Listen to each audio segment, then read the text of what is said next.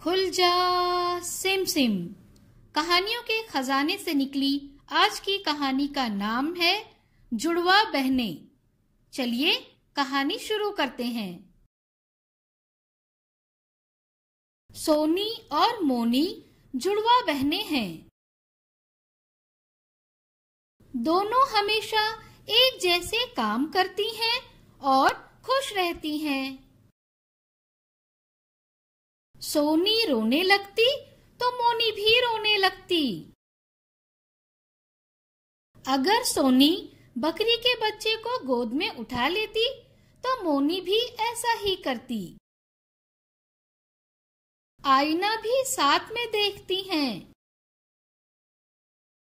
सोते वक्त दोनों एक जैसे ख्वाब देखती हैं। दोनों दिन भर एक दूसरे के साथ खेलती हैं। दोनों को परिंदों और गिलहरियों के साथ खेलने में बहुत मजा आता है। दरख्त की शाख पर बैठकर परिंदों से बातें करना उनकी रोज की आदत है। रात को दोनों एक दूसरे के गले लगकर सोती हैं।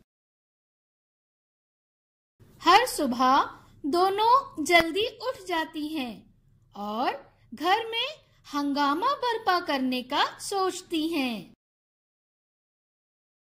इस तरह जुड़वा बहनों की जिंदगी खुशी खुशी गुजर रही थी।